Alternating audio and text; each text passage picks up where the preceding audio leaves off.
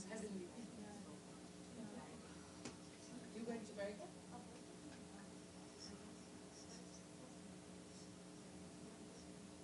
I'm from Cappadocia.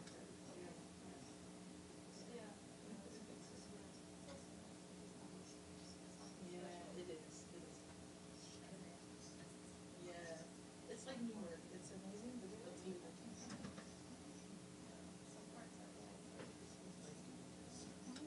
How are you? It's really fun. How are you? Did you do something nice? Yeah.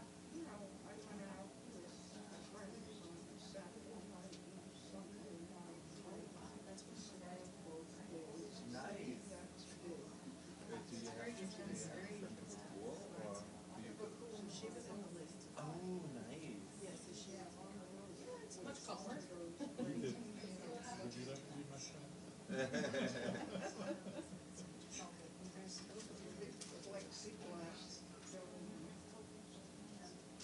For presidents. Well, I don't know. It's hard to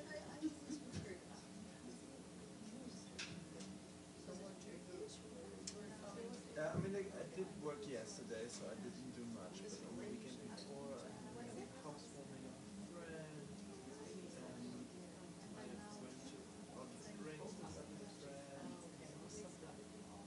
Oh yeah, we actually hosted a dinner for friends of ours. That was fun, yeah. I made salmon.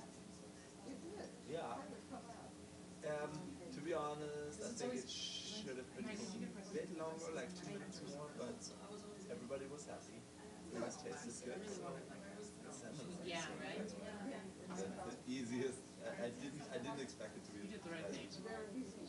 That means you can eat more later. Yeah, and tomorrow I will go to the Trump trial and wait for the jury to come out.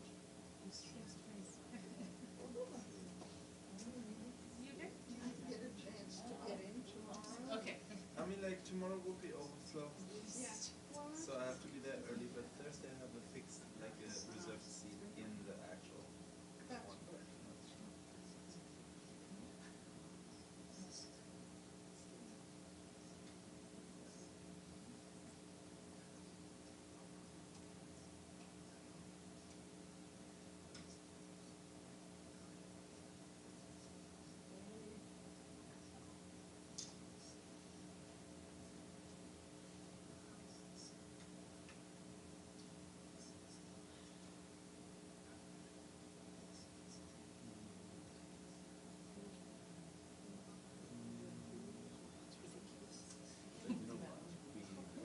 Catherine and I decided what we do for our big winter travel. So that's half a year ago. In half a year, we will go to Ivory Coast, Ghana, and I don't know how to pronounce this. Sao Tome. Yeah. Yeah. Yeah, I'm so excited. It will be really.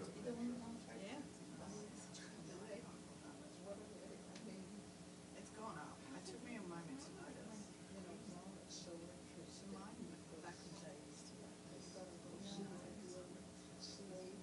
Yes, the Gold Coast. Yes, right. And then they have some German colonial history as well in the east. I know Togo is the land next to Ghana, but like there is a part of Ghana which is called Togoland, or it was called Togoland from German colonialism. And that's also a part which is obviously culturally very interesting.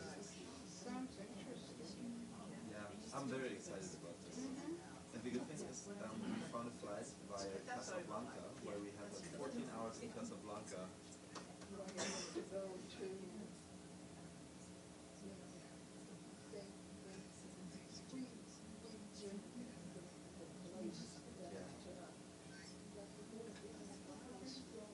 We have 14 hours, we will do it. I will absolutely have it.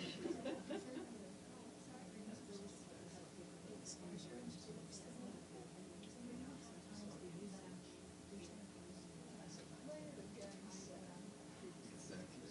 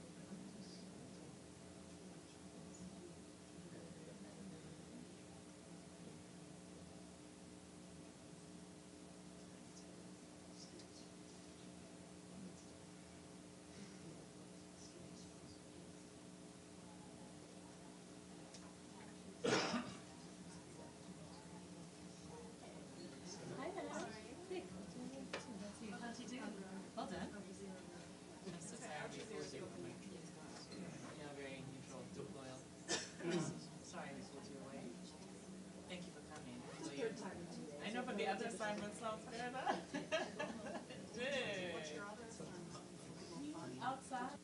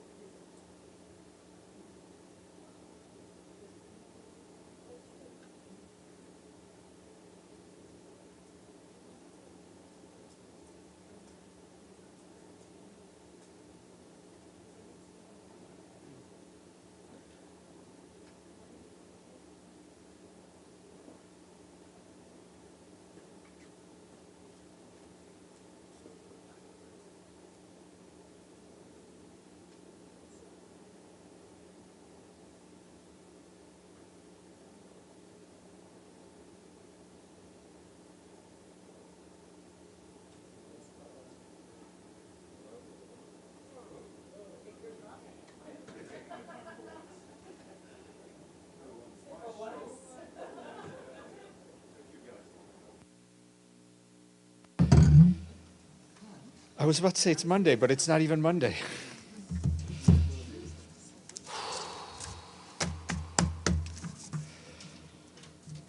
All right. I have a few things to share with you.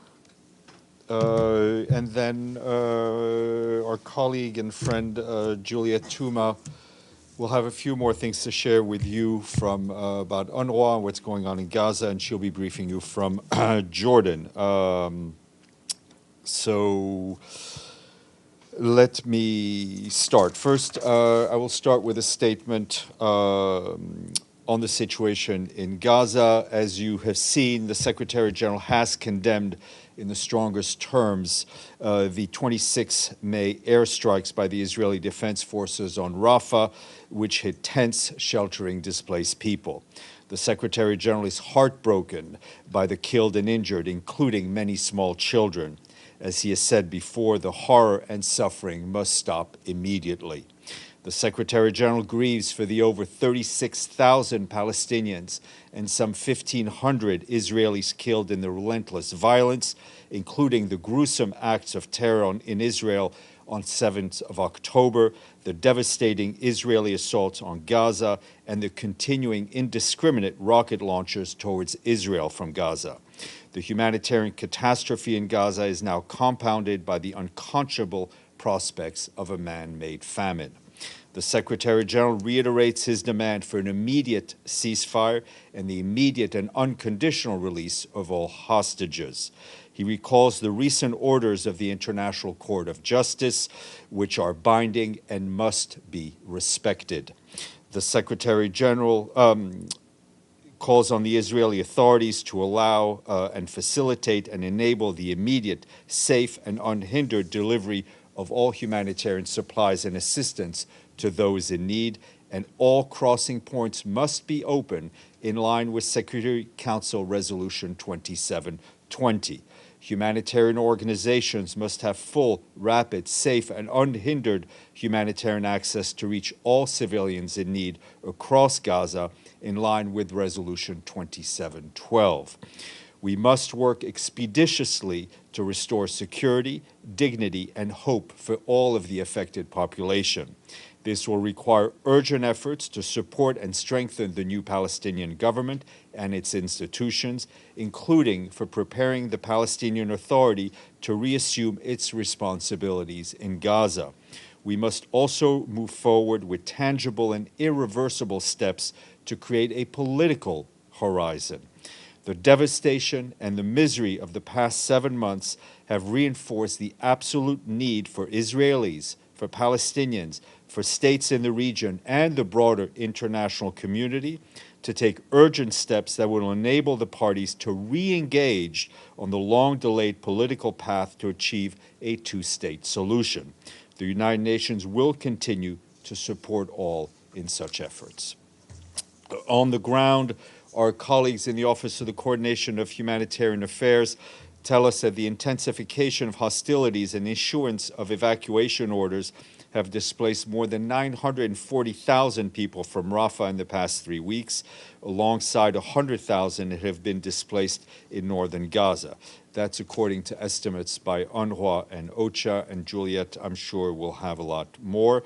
Attacks on Rafah have continued unabated, and civilians displaced by hostilities lack shelter, they lack food, they lack water, and other supplies essential to their human survival. Health facilities have continued to face dire shortages of fuel and medical supplies, while having to cope with a rising influx of casualties due to injuries and burns. Our humanitarian colleagues tell us that while the Karim Shalom crossing remains open in principle, it's extremely difficult for aid organizations to access from the Gaza side due to the hostilities, challenging logistical conditions, and complex coordination procedures. However, I can tell you that as of yesterday, 43 trucks, we were able to access 43 trucks at the Karim Shalom site. In addition, access constraints continue to hamper the delivery of life-saving humanitarian aid inside Gaza. Between the 1st and the 26th of May, 137 humanitarian aid missions to areas that require coordination across Gaza were facilitated by the Israeli authorities. 86 were impeded after getting green light or denied access to begin with, and 43 were canceled by the organizers, the humanitarian organizers. Moving up north, our peacekeeping colleagues in southern Lebanon report that the force commander and head of the peacekeeping mission there, General Aroldo Lazzaro, visited Sector West of the Blue Line over the weekend to assess the situation on the ground. He noted that the dedication and efforts of peacekeepers to de-escalate tensions, patrol, and support the Lebanese armed forces and local communities continue, despite over 7 months of exchanges of fire across the Blue Line. We reiterate the importance of returning to a cessation of hostilities under the framework of Security Council Resolution 1701 and to avoid any acts that may further escalate the existing tensions across the Blue Line. Moving to the People's Republic of Korea, I have a statement on that. The Secretary General strongly condemns the attempted launch of another military satellite using ballistic missile technology by the Democratic People's Republic of Korea. Any launch by the DPRK using ballistic missile technology is contrary to relevant Security Council resolutions. The Secretary General reiterates his call on the DPRK to fully comply with its international obligations under all relevant Security Council resolutions and to swiftly return to dialogue without precondition to achieve the goal of sustainable peace and the complete and verifiable denuclearization of the Korean Peninsula. Turning to the Secretary General, as you know, he is in Antigua and Barbuda taking part in the 4th Conference on Small Island Developing States. Today he spoke at an event on resource mobilization and said that while financing is the fuel of development, many small island developing states are running on empty. Too often, island nations are unable to make the investments they need in sustainable development, such as precious resources are diverted to recovery from disasters and to debt service. And when they turn to the global financial system for assistance, they come often empty-handed. He underscored that in the current form, the global financial architecture fails to deliver developing countries in general, small island states in particular. He outlined 3 steps to change this, which include relieving the burden of debt for these countries, transforming lending practices, and increasing inclusivity across international financial institutions. Later today, the Secretary General will have conversations with the Prime Minister of Barbados, Mia Mottley, on a call to action for small islands and the Bridgetown Initiative. As you will have seen yesterday, he spoke at the opening conference that the international community has a duty to support small island developing states, which have been the world's conscience on the climate crisis. The idea of an entire island state could become collateral damage for profiteering by the fossil fuel industry, he said, or competition between major economies is simply obscene. He told small island leaders that we need to hear their fierce voices now more than ever. All of the material he did over the weekend we shared with you. He will be on his way back to New York very shortly. Quick note on Syria. You will have seen the 8th edition of the conference entitled Supporting the Future of Syria and the Region took place in Brussels yesterday. In a video message, the Secretary General stressed that 3 in every 4 people in Syria, that's nearly 17 million human beings, need humanitarian assistance this year, and that 5.6 million Syrian men, women, and children remain refugees in Egypt, Iraq, Jordan, Lebanon, Turkey, across Europe and beyond. We have also the Director for Coordination of OCHA, Ramesh Rajasingham, also addressed the conference. We've shared those remarks with you. And also just a programming note that Geir Pedersen, the Special Envoy for Syria, will be in New York on Thursday to brief the Security Council. And he has promised to answer each and every one of your questions at the stakeout, or at least a few. What? Well, you will have somebody else here as well. So there's a lot of stuff going on. Anyway, but he will be at the stakeout. He will answer your questions. Turning to Ukraine, our humanitarian coordinator in Ukraine, Denise Brown, visited Kharkiv over the weekend. That was following the deadly attack on a shopping mall on Saturday, an attack which she strongly condemned. The attack caused massive fire, making it difficult for rescue services to work. Local authorities report that at least 18 civilians were killed, including a child, and 48 more were injured. On the same day, another strike in Kharkiv city resulted in 25 civilian casualties and damage to civilian infrastructure. That's what local authorities are telling us. Humanitarian workers, first responders provided first aid, psychosocial support, and emergency assistance to affected people. These deadly attacks come on top of intensified fighting in the border areas of the Kharkiv region with the Russian Federation, which, as we have mentioned, have triggered displacement over the last 2 weeks. Humanitarian partners continue to support people fleeing hostilities. Over 10,000 people received immediate aid at the transit center in Kharkiv city. That includes food, water, clothes, mattresses, as well as cash support. Turning to a humanitarian disaster in the Pacific, and that's in Papua New Guinea. You will have seen that over the weekend, the Secretary General expresses deep sadness at the reported loss of hundreds of lives in a massive landslide in Papua New Guinea.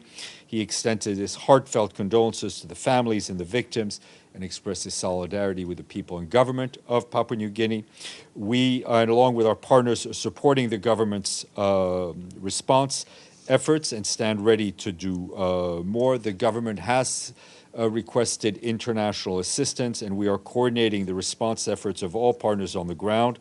Immediate needs include clean water, food, clothing, shelter items, kitchen utensils, medicine, and hygiene kits. We, along with our partners in coordination with local emergency teams, are going to provide relief supplies, including emergency health kits, tents, psychosocial supports, and hygiene kits. Moving to the African continent, a quick update from South Sudan, where our peacekeeping colleagues there tell us about the successful conclusion of a mobile court deployed in Mayom County in Unity State. Over 6 weeks, this collaborative effort, supported by the mission there and the embassies of Norway, handled 31 cases, resulting in 24 convictions and the release of 22 prisoners. Several cases heard by the court involved sexual and gender-based violence, underscoring the significance of addressing such crimes. In remote regions such as Mayom, which have lacked formal judiciary since the nation's independence, mobile courts provide much-needed access to justice. A similar court is expected to deploy in Tonj in Warrap State in a few weeks.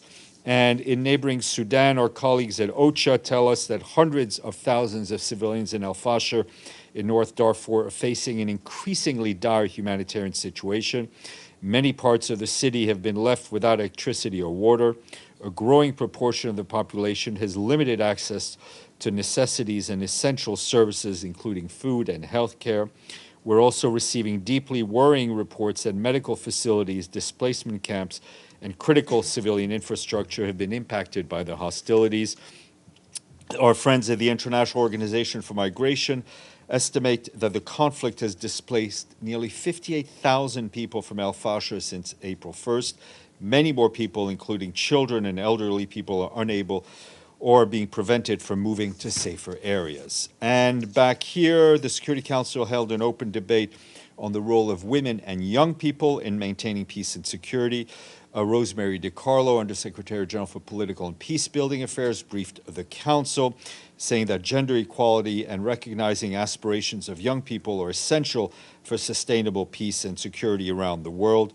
She spoke about her recent visit to Afghanistan, where women and girls in Kabul told her about their dreams, mainly to get the same education as men and equal employment opportunities. For her part, Sima Bahus underscored that women and girls face a double discrimination for their gender and their age.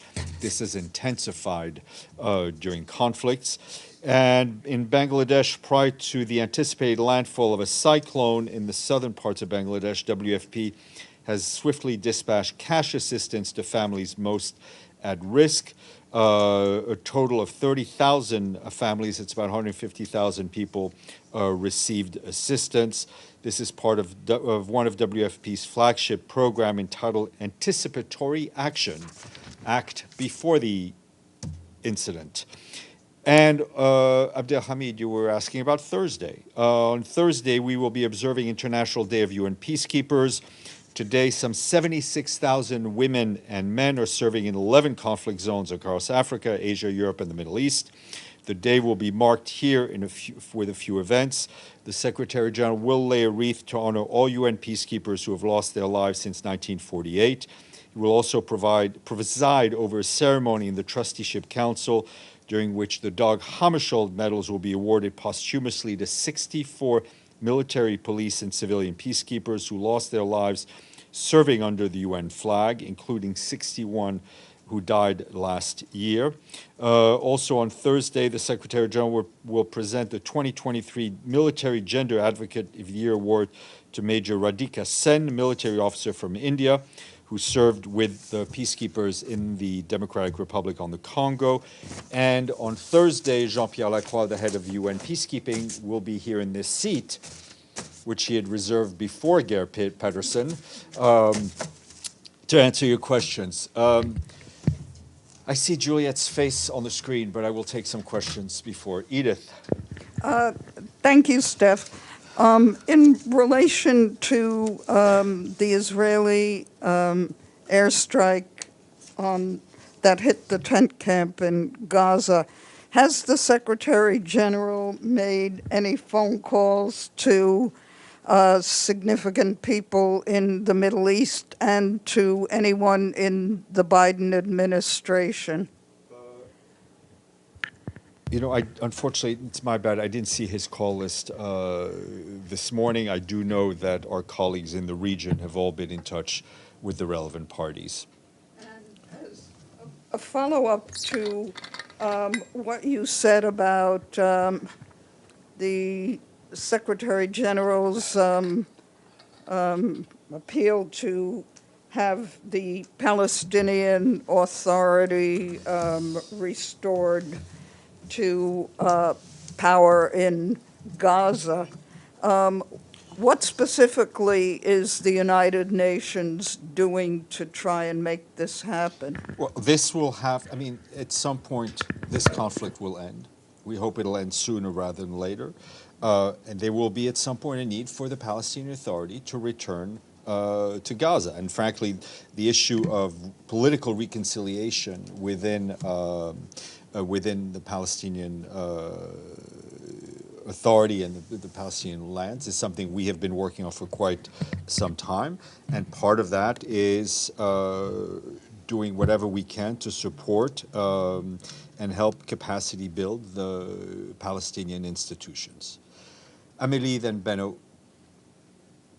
Thanks, Steph. You mentioned the ICJ ruling and the fact that it is binding, but obviously it's been ignored. It's not the first time in high-profile ruling, like for Ukraine. How worried is the Secretary General that it could become a habit from member states to disregard the rulings of the ICJ, and how does that undermine the credibility of the top UN court? I think you're stating facts, right? It is, I think, to anyone who observes the international landscape over the last few years, we've seen a breakdown of international law, of respect for international law, respect of international humanitarian law, respect for human rights. The member states created this court when they created the charter, when they signed on to it. It is, we do expect member states to abide by the orders of the International Court of Justice. Benno. Thank you, Steph. About Gaza and the SG's condemnations yesterday and today. I know you said it often that you use the language that he used, but normally you stick to your language and it's consistent. Yesterday, the SG tweeted he condemns Israel's actions. Today, you talk passively about the airstrikes and you're not mentioning directly the IDF in that I think I did context. in what I just in the words that I just used in the briefing. Yeah, Not in the first three sentences. I mean, I like, think so those were the words that came out of my mouth. I said, talked about the airstrikes by the Israeli Defense Force. Those were So- exactly what I said. the Secretary General has condemned in the strongest terms on the 26 May airstrikes on Rafah, hitting tents sheltering displaced people. I just said it. I mean, you could check the tape. Okay. Deji, then Mike. Yeah, follow up. Obviously, we heard the condemnation from the Secretary General on the May 26th attack. After that, Prime Minister Netanyahu said it's a tragic mistake. Yet today, it's been reported there's new, fresh air attacks by Israeli air targeted in Al-Mawasi, which killed 21 people. Does the Secretary General have anything to say on the new attack? We want this to stop, right? Whether and that applies to today, yesterday, the day before. We have been very consistent in our call for a ceasefire, for the release of the hostages, for greater humanitarian access. Does the Secretary General believe there should be consequence or responsibility on this kind of There will actions? need to be, like in any conflict, there will need to be But accountability. does he have the confidence that there will be responsibility? At some point, there will need to be accountability. May- That goes beyond the institutions that he directly controls. Okay, let me switch the topic to the humanitarian aid. We know that there's incident happened to the floating dock that might have impact some of the humanitarian deliveries. How's the delivery from the floating dock by WFP now? I didn't get an update today, but again, I mean, I think it shows what we're extremely grateful for the U.S. having built this floating pier, which is an additional route. It cannot replace opening up of all the crossings, and we see it. I mean, you saw the vulnerability not only in terms of security but in terms of safety having to do with this. So, just repeating what we've already said. Then back to my question I have asked. $320 million for a floating dock that operates less than 2 weeks and need to be repaired. Do you think there should be a better way to spend those money? Look, I know those it's are not for us. UN money. It's not the UN's. I know it's not the UN's money. If it brought in, and I think the last number I had at the end of last week was 97 trucks that went in.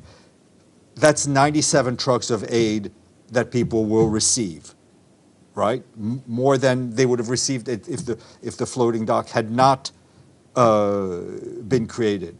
But it's just it's just a small add to what we actually need. Mike. So just to be clear, the Secretary General is calling for the removal of Hamas from power in Gaza. Is that correct? What the Secretary General has called for, and this goes back before, is for a return of the Palestinian Authority to Gaza. Has the UN run that proposition by Hamas?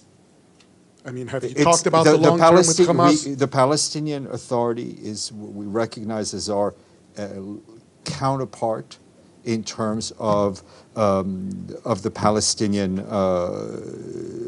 Palestinian people, and I think the Secretary General's position is well known to all.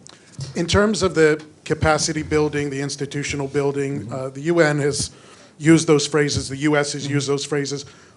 They're very general, very abstract. What does that mean in practice in getting the Palestinian Authority actually prepared to resume That means responsibility? offering the help that they ask for, that they need in terms What have they been asking for? of assistance, in terms of line assistance to line ministries, whatever we can help with. It also means that the Israeli government should ensure that the tax receipts they collect on behalf of the Palestinian Authority should be turned over to the Palestinian Authority. And I can give you more details on those kind of granular capacity building. Thank you. Margaret Bashir. Sorry, Michelle.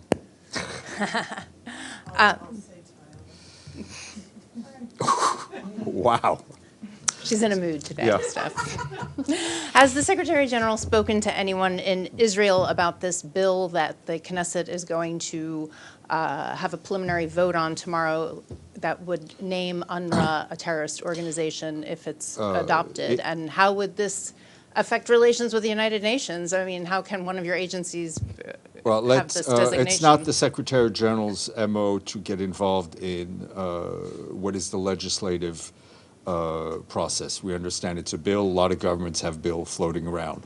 I think it should be clear to all the Secretary General's unconditional and unwavering support for UNRWA, and his the fact that he's underscored over and over again the critical role that it plays. Do you have some sort of contingency planning going on for this? Because I There- don't there see... there is no alternative to UNRWA. Right, but if they So say you if there's can't be no there... alternative to UNRWA, if UNRWA no longer is able to operate in Gaza or the occupied West Bank, the Israeli authorities, as the occupying power, will have to take responsibility for a lot of those operations. And are you concerned that their facilities would become military targets because they Of would course, be, you know... and we've seen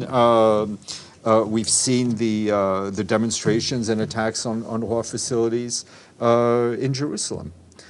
You may return the mic to Michelle, and then we'll go to Abdelhamid. Thanks, Steph. Just following up, you said 43 trucks entered through Kerem Shalom yesterday? Yes, That's correct. I mean, it's correct in terms that I said it, and I hope it is also correct. Right. Yeah. So, yeah, just because it's not the website, the wheels have fallen off the website, so to speak. But just wanted to sort of get your UN assessment on this new agreement where aid from Egypt will enter through Kerem Shalom. Is that working? Look, every little bit helps, but sometimes I feel we're just creating workarounds and additional workarounds to work around the reality on the ground, which is that the conflict and the fighting is continuing. The best solution is for a humanitarian ceasefire. Abdelhamid. Thank you, Stefan. Yesterday there was exchange of fire between Israelis and Egyptians. One Egyptian was killed and another was wounded. Do you have any comment on that? My understanding, at least from reading the media, is that this is being dealt with on a bilateral basis. Okay, my second question about recognizing Palestine by some European countries. 3 of them already did that. Does the Secretary General welcome these developments that will wait in favor of peace in the Middle East? These, I think the question was already asked. These are bilateral issues. Governments, states recognize each other on a regular basis. For the Secretary General, he will continue to work towards a two-state solution. Yeah, go ahead. One more? Okay.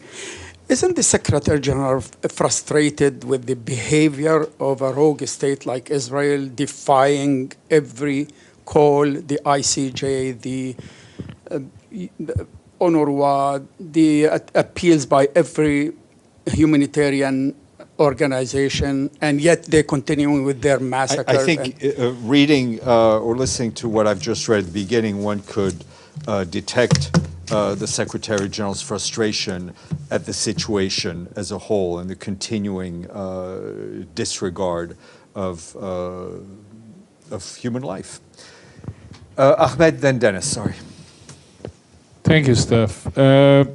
With regard to the evolving situation in Gaza and the occupied territories, does the Secretary General have any ideas or strategy to bring international accountability, since it is a threat to the very existence of this organization in the face of a defiant state that its representative shredded the UN Charter in front of all member states and on the air for the whole Sorry, world to see? say again. Just Does the Secretary General have any ideas or strategy or an initiative to bring international accountability to the situation, since this is hitting at the core of the United Nations and the purpose of its existence? there are already multiple institutions that member states have created that can help us bring accountability to conflict. We hope that those institutions are respected. Dennis.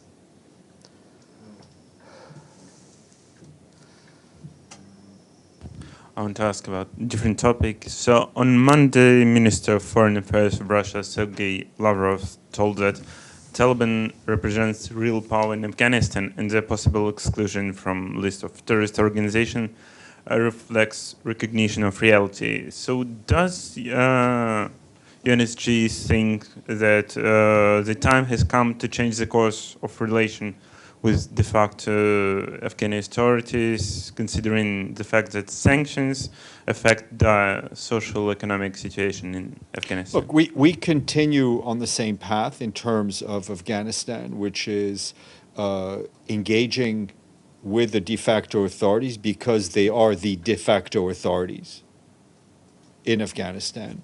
We also continue to push them constantly and continuously on the issue of the rights of women and girls, which are their rights to have, which they are being denied on a daily basis, almost across the board. We continue to push for greater humanitarian assistance to the people of Afghanistan who have suffered and who continue to suffer. The Secretary General, as you will recall, we've invited envoys on Afghanistan to attend a meeting in Doha at the end of this month in order to bring some clarity and consistency to the way the world deals with the situation in Afghanistan while continuing to put human rights of women and girls at the forefront. Okay. All right. I won't ask twice. Sorry? I may have missed it. What's the date of that meeting? I think 29th June, May. Nabil, then we'll go to Juliette, who's eager to speak to you. Yeah, maybe quick question, yeah. Maybe answer. Has the SG had any contact with Mr. Donald Trump or his campaign? No. On that note, Juliette, if we could put our guest on the screen, we're delighted to be joined by our friend Juliette Touma, who is briefing us from Amman. Juliette, please, I don't know if you want to say a few words and then we'll take some questions. Steph, hi, can you hear me okay? Yes, we can. Perfect. Okay, great. Thanks for having me and good to see everyone. Yes, I'll say just a few words, operational update on what's happening in Gaza and what we've been getting from our colleagues there. And then, yes, for sure, we'll take some questions. An update on the displacement over the past 3 weeks. So since the 6th of May, according to UNRWA, more than 1 million people have fled Rafah. The displacement continues today. This caseload of people that has been recently displaced, it's been displaced several times already. According to our teams on the ground, heavy bombardment continued overnight in the area, including in Tal Sultan, that's north of Rafah, where the UN main offices, including the UNRWA offices, are in Gaza, and this is the center of operations. Most of our staff could not make it to work today. They were packing and moving. People are absolutely terrified. A lot of people are fleeing to Al-Mawasi, and they're also fleeing to the middle areas, including to Deir al-Balah. These are already, as you may know, crammed and crowded areas. On the humanitarian supplies, an update on the overall number of trucks. Just over 200 trucks with humanitarian supplies have been picked up in the last 3 weeks. This is, of course, a drop in the ocean amid people's humanitarian needs as they continue to immensely grow.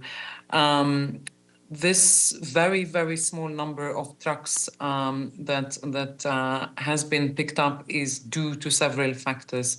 One is the heavy movement restrictions that the Israeli authorities continue to impose on the humanitarian community. The ongoing Israeli forces airstrikes and the recent expansion of the military operation in the area, and the recent launch of rockets by Hamas, delays and limitations in general on the routes that can be used by the humanitarian teams, including UNRWA, and that the fuel coming in is by far not enough to support the humanitarian operation in Gaza. We are also running out at UNRWA of medical supplies and basic medicines due to the shortages of humanitarian deliveries.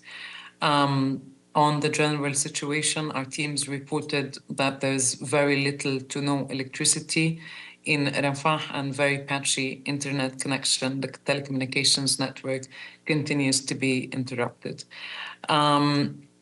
The UNRWA Commissioner General has just issued a statement on his official X account, previously known as Twitter, where he described the situation in Gaza as, quote, an endless horror show, except it's real.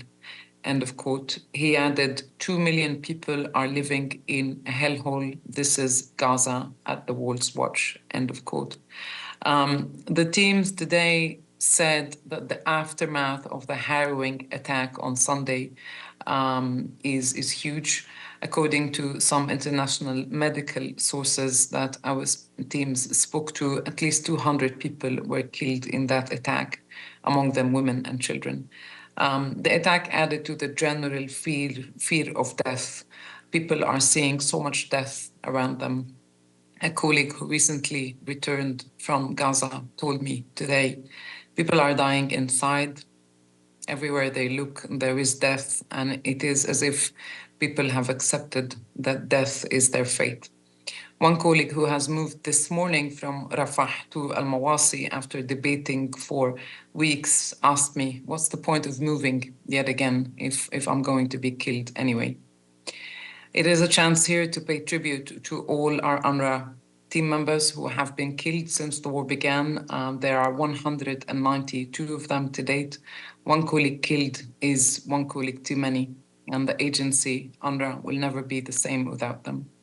In closing, UNRWA reiterates the call of the UN Secretary General for an immediate ceasefire and the immediate and unconditional release of all hostages to end the suffering of civilians. We also echo the SG's dismay by the lack of the implementation of the recent order of the International Court of Justice regarding Rafah. These decisions are binding.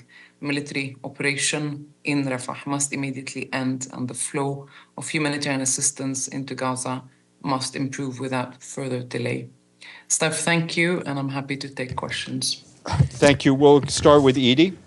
Thank you very much, Juliette, on behalf of the United Nations Correspondents Association.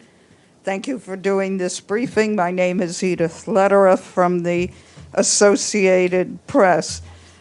First, could you give us some more details on where you just said that at least 200 people had been killed in the Israeli airstrike in Gaza yesterday?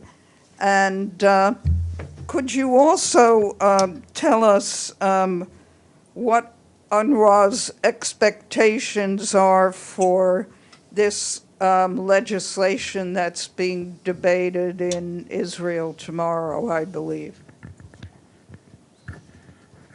Great, thanks, Edith, and good to see you and hear you. Look, the 200 people killed, that came from the international aid organization Medical Aid for the Palestinian, MAP UK, that came from them this afternoon. On the bill, exactly what Steph said, I would also say that our Commissioner General has described this bill as outrageous. All right, Nabil?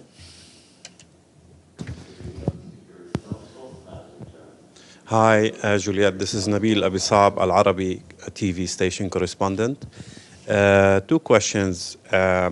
it seems that there are a lot of funding coming from maybe European countries or other countries that target only certain projects, or maybe limited to certain areas, or I don't know what kind of services they target. But have you received this kind of funding that does not or do not include Gaza? Or do you feel that Gaza is now excluded from many funding coming from certain governments? No, we have not. Nabil, nice to see you. Look, most of the donors who have suspended the funding to UNRWA back in January have now returned, apart from two countries, that is the United States and the United Kingdom, I beg your pardon. And the funding that comes to UNRWA also includes funding to our operations in Gaza. We are not at all out of the woods, of course, and it is very, very hard for us to know what will happen beyond the end of June with regards to the operations across the region of the agency, including those in Gaza. And my second question is about Ain al-Hilwi camp in Lebanon. What's the situation there? Are you able to provide services as usual or the way you used to do in Ain al-Hilwi? Because there was a problem with the political committee, I think, in the camp between UNRWA and some parties in the camp.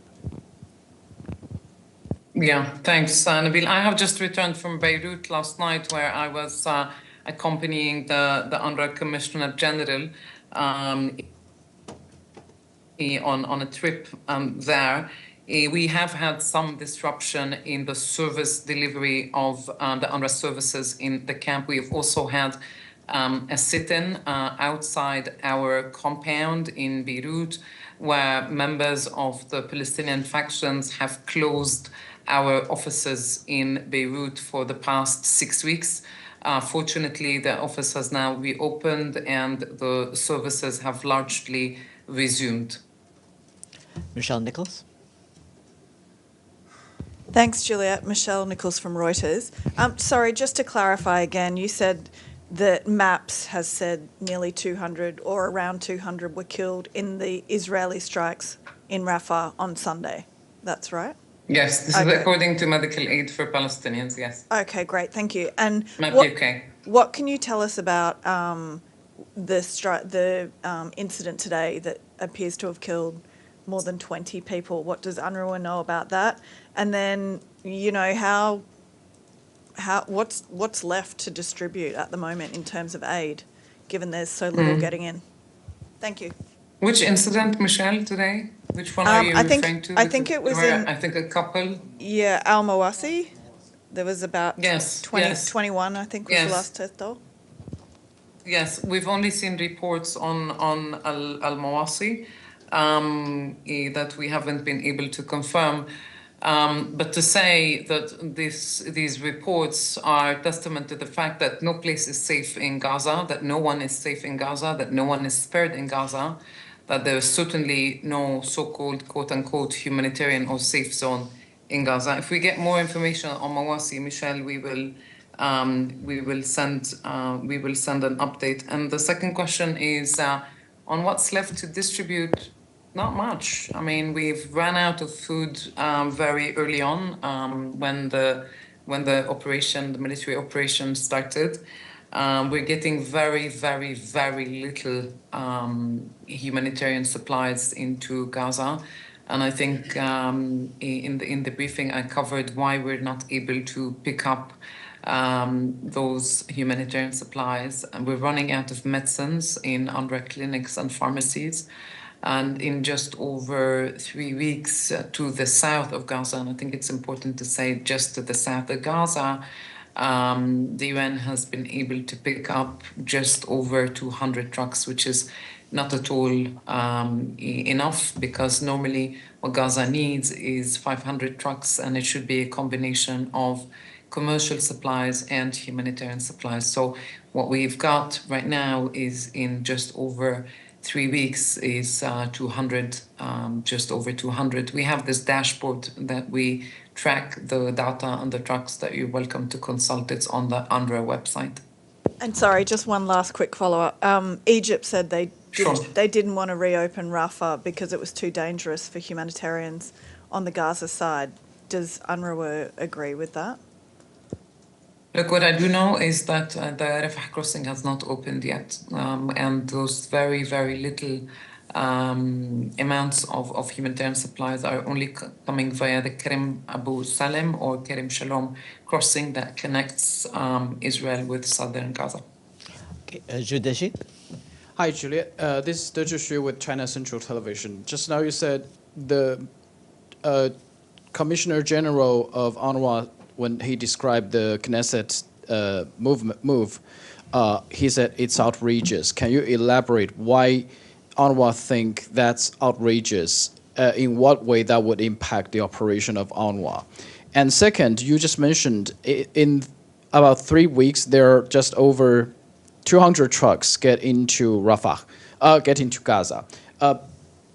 The UNRWA has already suspended its operation in Rafah's area. Do you feel like there might be more suspensions for UNRWA on its humanitarian operations? Thank you. Okay, thanks. Good to see you again. Look, we have not suspended our operations, just to be accurate. We have suspended the food distribution in southern Gaza because we simply ran out of stuff to give out to people, food stuff, right? But we have continued our operations. Our operations are ongoing. We continue to provide primary health care as one example to the communities in need. We have opened mobile clinics in places like Al-Mawasi, also to respond to the needs of the population in that area.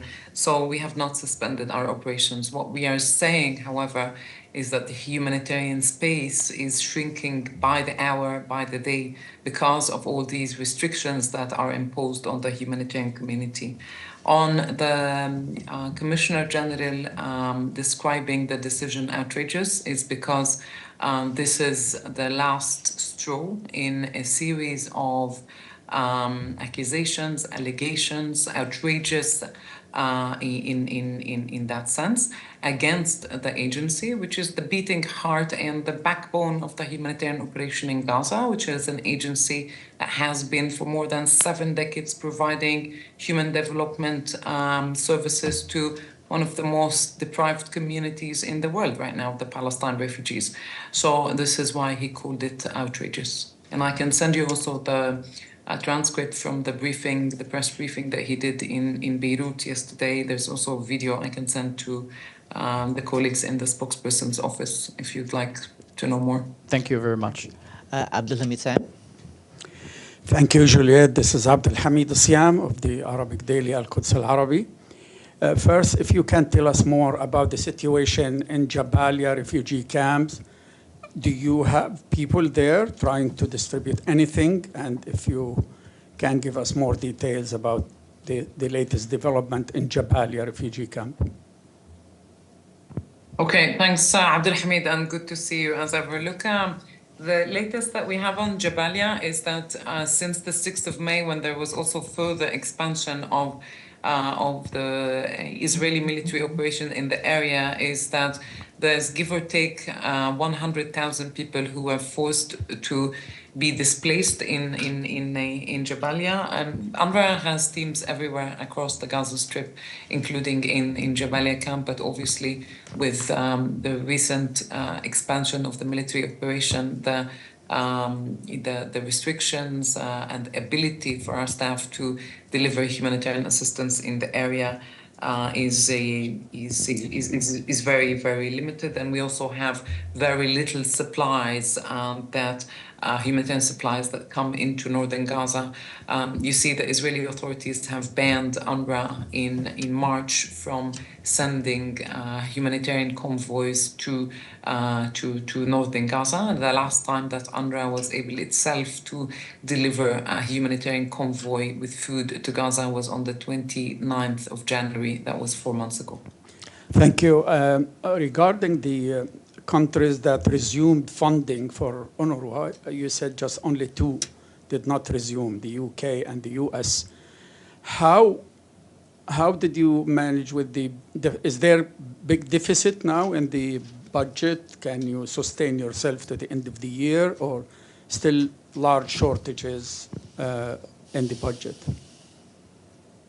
We're only able so far to operate until the end of June. It is very, very difficult for us to have any forecast on what's going to happen beyond the end of June. Taking into account that 14 countries resume funding, that means they didn't believe in the allegations. So the allegations Israel launched against UNRWA had been proven untrue, yet Israel is going too far to declare UNRWA as a terrorist organization. Can you talk about this paradox? What is the question, Abdulhamid? The question, as many, the world is believing that UNRWA is innocent of all these allegations, yet Israel is going too far to accuse UNRWA of being a terrorist organization.